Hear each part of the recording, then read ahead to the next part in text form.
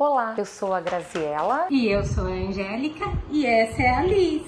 Nós somos consagradas da comunidade Missão Peregrinos do Amor. E algumas de nós, mulheres da comunidade, iremos gravar uma pequena série para esse mês tão importante, que é o Outubro Rosa. Esse mês é dedicado à prevenção e ao diagnóstico precoce do câncer de mama. Com o autoexame, podemos detectar esse câncer, que quando descoberto no início, há uma chance de cura muito grande. E devemos sempre nos lembrar que nós, mulheres, fomos desenhadas pelas mãos do Criador e contamos sempre com a intercessão de Maria, nossa Santíssima Mãe Virgem, que nos auxilia em todos os momentos difíceis, nos dando a força necessária para suportá-los.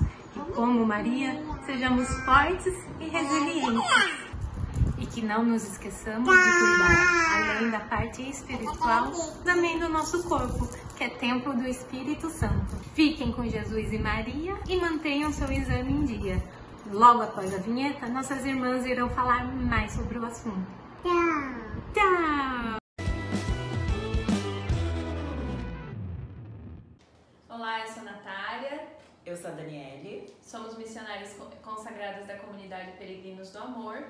E eu vim falar um pouquinho para vocês de como surgiu o Outubro Rosa. O Outubro Rosa, ele surgiu no ano de 1990 por meio de um evento realizado em Nova York, nos Estados Unidos, chamado Corrida pela Cura. Nesse evento foram entregues alguns laços cor-de-rosas e se tornou posteriormente o símbolo do movimento Outubro Rosa. No Brasil, a primeira iniciativa aconteceu no dia 2 de outubro de 2002, por meio da iluminação cor-de-rosa do mausoléu do soldado constitucionalista em São Paulo. Esse movimento ele ganhou força em 2008. A iluminação rosa ela virou a identidade do movimento e foi uma forma de replicar o Outubro Rosa em qualquer lugar do mundo. Quando falamos sobre o câncer de mama, o mais importante é pensarmos na prevenção dessa doença. A melhor forma de você se prevenir contra o câncer de mama é fazendo o autoexame e fazendo periodicamente a mamografia. Os principais sintomas do câncer de mama é inchaço na mama, nódulos, irritação ou aparecimento de irregularidades, dor no mamilo, entre outros. E o mais importante, não negligenciar os sintomas. Quando perceber alguma irregularidade, alguma característica diferente na sua mama, procurar um médico para que o tratamento seja iniciado quanto antes. Pois quanto mais cedo for descoberta a doença, mais rápido é iniciado o tratamento, mais eficaz ele será, né, com menos agressivo, muitas vezes, menos invasivo, pois o tratamento ele é através de cirurgia, da quimioterapia, radioterapia, terapia hormonal, dentre outras que o médico vai fazendo os procedimentos. Então, sempre lembrar que o mais importante é não negligenciar, né? Sempre que for detectado algo de diferente, já procure o seu médico para investigar e, se preciso, dar início ao tratamento. Me chamo Samara, sou consagrada da comunidade Missão Peregrinos do Amor. E vim aqui falar um pouquinho para vocês do que é e como surgiu o Projeto Amarte. O Projeto Amarte nasceu de uma motivação: buscar a promoção da vida humana. O principal objetivo desse projeto é a evangelização das famílias e a conscientização de buscar essa qualidade de vida em todos os seus aspectos, espiritual, emocional e físico. Com isso, buscamos promover momentos que vão de encontro a essa missão. Caminhadas em grupo, festivais de artes com desenho, poesia, música, dança, escolinha de futebol para crianças, jogos de basquete, de futebol para as crianças, os jovens e familiares. O Projeto Amarte também ele nos motiva, né? Ele nos convoca a olhar de forma especial para o Quinto Mandamento. Às vezes a gente pensa lá no Quinto Mandamento apenas como não matar, né? Então não causar mal à vida alheia. Mas nós compreendemos também com o catecismo da igreja, né? Que viver plenamente o Quinto Mandamento é também cuidar e zelar da nossa própria vida. né? Não colocar a nossa vida em risco. Então, toda essa reflexão que temos feito aqui sobre o Outubro Rosa, ele vem de encontro com um dos objetivos principais do projeto Amarte, que é nos ajudar a olhar para essa dimensão da nossa própria vida, cuidando e valorizando a nossa saúde, cuidando e vivendo momentos que proporcionem, né, esse zelo, esse cuidado com a nossa própria vida e também com a vida daqueles que nós amamos, proporcionando esses momentos em família e esses momentos que edificam não só a nossa alma, mas também edificam o nosso corpo, a nossa mente. Nós temos na nossa igreja católica, né, a graça de contar com a intercessão de muitos santos e santas de Deus. Podemos recorrer a eles, pedindo a intercessão de tantos homens e mulheres que deram sentido ao sofrimento da vida, à caminhada nesta terra, né? Que foram dignos do próprio sofrimento, uniram o sofrimento ao sofrimento de Cristo na cruz. E podemos nos recordar aqui de alguns santos que enfrentaram o câncer, que passaram por essa dificuldade da doença, que venceram essa batalha, e nós podemos recordar hoje. Vamos então conhecer a vida de alguns desses santos. E uma santa que eu muito me apeguei, na verdade eu conheci lá esse ano, é a história de Santa Zélia, porque se parece um pouco com a minha história. Santa Zélia foi canonizada em 18 de outubro de 2015. Junto com o esposo dela, São Luís. Eles foram canonizados pelo Papa Francisco no Sínodo das Famílias. E é o primeiro casal santos da história. E o fato deles serem família já chamou muito a atenção.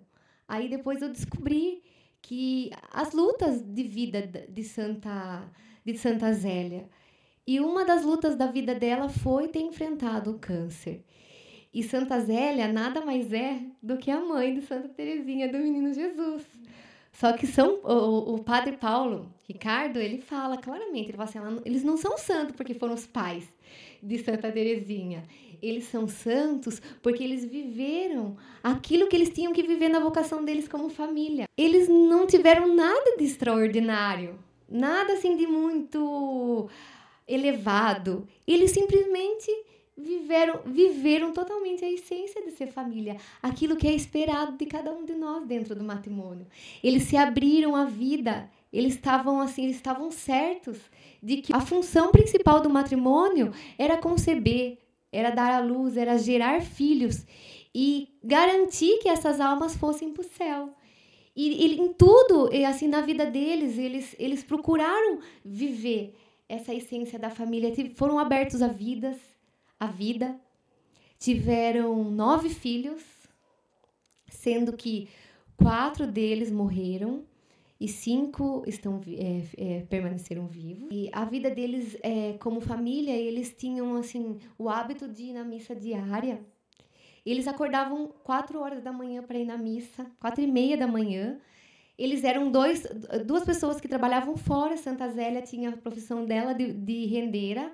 O seu Luís também tinha, ele era joalheiro, tinha uma joalheria. E no final, depois, ele abriu mão do trabalho dele para trabalhar junto com Santa Zélia, porque o negócio dela estava mais rentável que o dele. E os dois, eles tinham toda a rotina de oração, eles acordavam muito cedo, iam para a missa. E naquela época, eles não conseguiam nem comungar durante a semana. A comunhão era só de final de semana. E mesmo assim, eles se colocavam em sacrifício de ir até a igreja, participar da Santa Missa, mesmo sabendo que eles não iam comungar. Eles tinham os momentos de oração na família. Aos domingos que eles podiam comungar, o padre Paulo relata, dos escritos de Santa Zélia, que eles participavam de 3 missas. Eles participavam de uma, se preparando para a comunhão, a outra que eles comungavam o corpo de Cristo e uma terceira missa em ação de graças. Então, gente, que coisa linda.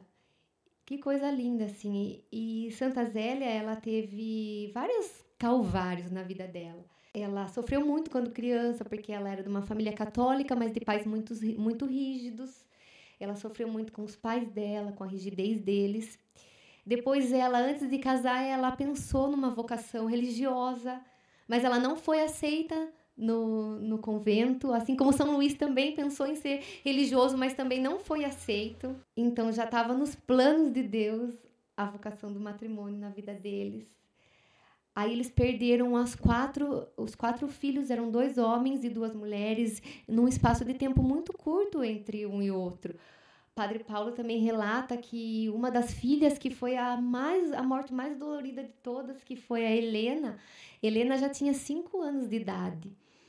E disse que ela tomava um remédio, um xarope, para tratar a enfermidade dela, e ela tomava aquele xarope e ela falava para a mãe dela assim, que ela, no final do xarope ela ia ser curada.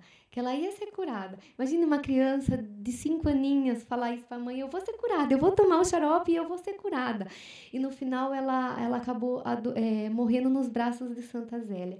Então, foi uma vida de muito sacrifício. Mas, pelos relatos, assim, o que eu pude conhecer sobre ela era uma pessoa muito alegre.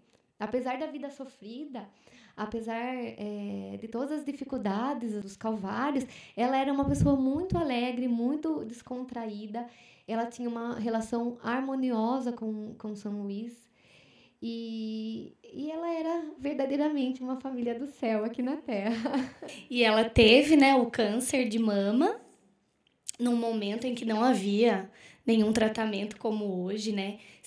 Sofreu todas as dores, né, do tumor, e ofereceu todas as dores. Ela não pedia por um milagre, né? Ela somente começou a rezar pela cura quando a filha dela, uma das filhas, a Leônia, né? Ela era mais desviada, né, da família, ainda não era convertida plenamente a Cristo. Então, Santa Zélia, ela começou a rezar pedindo a cura para que ela pudesse ter mais tempo de cuidar e formar a filha dela. Então, mesmo ela pedindo a cura, não era necessariamente para ela, mas sim para que ela pudesse ter um tempo maior com a filha, né, para poder educá-la mais. E conta-se também que eles foram em peregrinação até a fonte de Lourdes, e ali, mesmo diante, né, ali de Nossa Senhora, das águas da fonte, ela pegou aquela água e derramou, então, sobre a filha Leônia, pedindo a graça da conversão da filha. Ela estava ali, sofrendo as dores, estava doente, enfrentou toda a viagem, mas estava ali e colocou toda a oração, todo o pedido a Nossa Senhora em favor da filha, né? E Deus ouviu. Deus ouviu, porque, como a Lu falou, ela era a filha que mais deu trabalho. Diz que ela deu muito trabalho para Santa Zélia. E, no entanto, em 18 de outubro de 2015, quando o casal foi canonizado, no mesmo ano, abriu-se o processo de beatificação de Leônia. Então, assim, Nossa Senhora, ali em Lourdes, ouviu as preces daquela mãe. E ela se doou. Ela realmente entregou a vida dela em prol da vida da filha. E eu tenho uma frase dela aqui que eu anotei, das cartas dela, que ela dizia assim: se Deus quiser me curar, ficarei muito contente, porque no fundo do meu coração desejo viver. O que me custa é deixar meu marido e minhas filhas.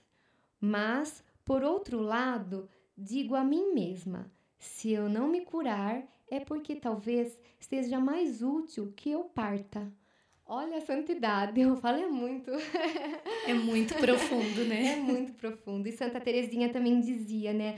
Nos relatos de Santa Teresinha, tem frases dela falando que Deus me deu um pai e uma mãe mais digno do céu do que da terra. E ela falava que ela era uma florzinha que nasceu na Terra Santa. A Terra Santa que era a família dela. Então, veja que testemunho, né? Tanto é que dos 5 filhos, 3 das meninas foram por caminho. As 5 foram freiras, né? Mas 3 carmelitas. Nós temos também a história da Beata Chiara Lutti Badano, né? Uma italiana, uma menina que nasceu num berço católico, filha né, e fruto de um milagre, né? Os pais dela contam que eles se casaram e a gravidez só aconteceu 10 anos depois que eles já estavam casados. Então pediram muito a Nossa Senhora, fizeram uma peregrinação e pediram essa graça, o dom da maternidade, né, para Nossa Senhora, e conceberam Chiara Lute. Então, desde muito pequena, ela foi atraída, né, pela mensagem do Evangelho. Frequentava a igreja com seus pais, também frequentavam a missa diária, né? Ela recebeu todos os ensinamentos num lar católico, cristão católico. Eles faziam parte daquele movimento dos focolares e ela se apaixonou por Jesus, foi se apaixonando por Jesus desde a sua infância. Ela era uma jovem que gostava muito de praticar esportes, ela praticava o alpinismo, natação, gostava de esquiar, de jogar tênis. Era uma jovem muito ativa, né? Tanto para os auxílios de solidariedade, tanto nas práticas religiosas, gostava muito, né, de ser uma boa aluna, apesar de ter tido dificuldades no período da escola, mas sempre pedindo a Deus para que fosse uma boa jovem, uma boa cristã, uma autêntica católica, era assim que ela rezava, né? Há relatos, né, de que ela estava viajando na praia e tinha uma amiga junto com ela, a Kika, e elas ficavam ali, curtiam a praia, nadavam, aproveitavam o dia, mas ao final da tarde corriam se arrumar para poder participar da missa diária. Então, Chiara Lute, né, desde a sua infância e juventude, apaixonada por Cristo. Há outro relato também de um amigo próximo dela que dizia que a Chiara, quando conversava, né, com os amigos, com as pessoas, olhava na profundidade dos olhos de cada um, pois cada vida para ela era muito preciosa e cada minuto, né, ela se dispunha a ouvir, a amar, a servir, ouvindo a cada pessoa que se dispunha a conversar com ela, a ter ali alguns minutos com ela. Quando ela tinha 16 anos, ela começou a sentir algumas dores na coluna, nos ombros, e recebeu o diagnóstico de que ela tinha um tipo de tumor, né, muito agressivo, maligno, que já estava muito avançado, localizado num lugar da coluna de difícil remoção. Ela até passou por algumas cirurgias na tentativa, né, de remover partes do tumor, mas foi um tumor muito agressivo, um osteosarcoma, né? E ali Chiara iniciou, então, o seu calvário também, né? Oferecendo sempre cada sofrimento, cada dor a Jesus. Teve ali o seu momento de desespero, seu momento de preocupação, de medo, como uma jovem que era, né? Mas a sua mãe conta que foram 25 minutos que ela precisou de falar ali com Deus, no seu quarto, sozinho com ele, e depois de 25 minutos ela se levantou e seguiu firme, né, vencendo cada batalha diariamente, entregando sua vida a Cristo e lutando então contra essa doença, contra esse câncer tão agressivo. Chiara foi aos poucos perdendo peso, foi enfrentando todo aquele tratamento agressivo, né? Mas chegou até um momento em que ela perdeu o movimento das pernas, ficou acamada somente, e ela dizia que havia perdido tudo. Perdeu até mesmo os cabelos, foi perdendo a sua beleza exterior, não é? A cada cabelo, cada fio de cabelo que ela perdia, ela dizia: por ti, Jesus, né? Uma oração que ela fazia sempre. Durante todo esse processo de tratamento era: se tu queres, Jesus, então eu também quero. E tudo por ti, Jesus, com você, Jesus, até o fim. E assim, ela também disse um dia, né? Eu perdi tudo, mas ainda tenho meu coração. E com ele eu posso sempre amar. O pai dela também conta, né, que ele, nos momentos em que ela ficava sozinha no quarto, na cama, ele olhava pelo buraquinho da fechadura para ver se ao menos ali sozinha ela reclamava de dor ou ela fazia alguma expressão de dor, mas não. Em todas as vezes em que ele olhou pelo buraquinho da fechadura, ela estava ali sorrindo, abandonada a Cristo, abandonada à vontade de Deus. Estava sempre com aquele sorriso, edificando a vida de cada pessoa que ia visitá-la. Ela foi se preparando para a morte, né? No final do tratamento, ela não quis mais receber nenhum medicamento para dor, não quis mais receber a morfina, e assim ela entregava toda a dor, todo o sacrifício unido ao sacrifício de Jesus, em oração e entregando ainda mais a sua vida e cada sofrimento dela a Ele, ao amado Jesus, ao seu esposo. Ela se preparou para o encontro com seu esposo, pediu que a mãe fizesse um vestido branco de noiva, com um laço cor-de-rosa, pois ela iria se encontrar com o amado dela. Ela pediu para que os jovens, né, do grupo que ela participava nos focolares preparassem músicas de louvor, cânticos alegres para cantarem em seu velório, em seu funeral, pois seria um dia de festa, o dia que ela se encontraria com seu amado Jesus. E assim aconteceu. Kiara então partiu para a morada celeste em meio a cânticos e louvores. E olhando, né, as últimas palavras dela, olhando para sua mãe, a mãe disse a ela: Kiara, Nossa Senhora está com você? E ela respondeu: sim, mamãe, Nossa Senhora está aqui. E a mãe então disse: então, encoste sua cabeça no colo de Nossa Senhora e descanse um pouco. Ela olhou para a mãe e disse: mamãe, fique feliz, pois eu também estou. E partiu para a morada celeste. Foi beatificada, intercede por cada um de nós, sobretudo os jovens, né, que enfrentam as dificuldades dessa fase da vida, ou você que está enfrentando algum momento de doença, alguma enfermidade, ou mesmo o câncer, né? Beata Kiara Lute intercede por você, de lá da morada eterna.